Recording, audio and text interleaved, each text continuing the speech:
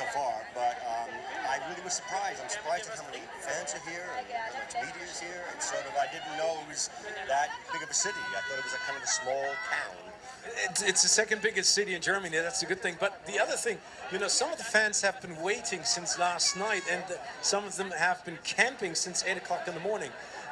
Can you grasp what you have created with the second movie and how much, you know, fan base this amazing story has? No, it's funny because the whole way shooting, the moment I got hired, my Twitter feed and Instagram and Facebook just exploded, and I was like, what? Who are all these people?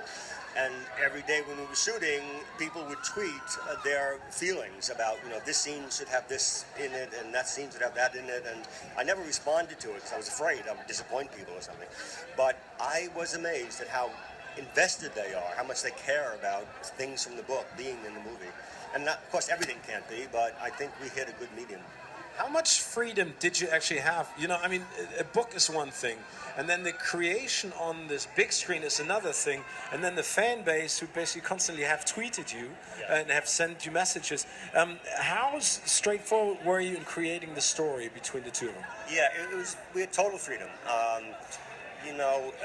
The books are quite long, and so you have to really craft them down. And I worked closely with Erica and with Nell, the screenwriter, and I think, you know, we shot a movie that turned out to be 2.5 hours long, and that was too long.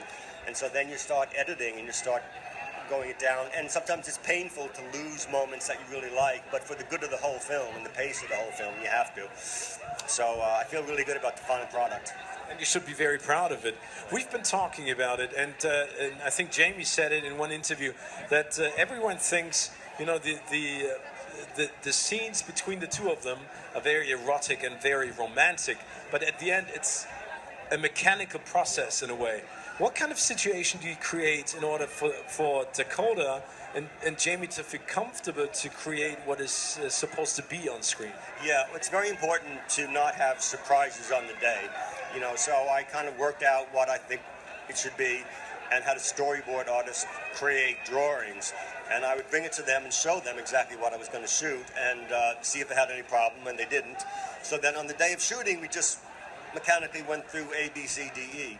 But that's because the charisma of the two actors was so great, and their connection to each other was so great. I think it's much stronger than in the first. It's much more warm and humorous, and they brought that to it. So even in the most serious sex scenes, they giggle once in a while, which I think is really cool.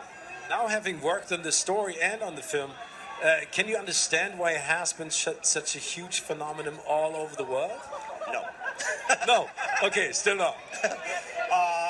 No. I mean, I certainly responded to the books and loved the relationship, but I've been pretty stunned at how loyal the fan base is, how intense they are in so many different countries. What are they yelling? Jamie. Oh, Jamie. Oh, that's good. No, I understand that. Yeah, so I just am surprised that when we were shooting in Paris, we couldn't leave the hotel because there were so many fans around it and wanting to see the actors. But, of course, it's great to have an audience paying attention. But you do have a responsibility to feel as if, you know, are you going to satisfy them? You will definitely. Do you have any questions from the members of the internet, the World Wide Web? Ever since I've announced that we're doing this live streaming, I've been getting a lot of tweets as well, so I know how you must feel. Minus 100 probably, but I got a lot of questions for you as well, especially speaking about the situation on set. When did you decide, a fan wants to know, that it should be a closed set?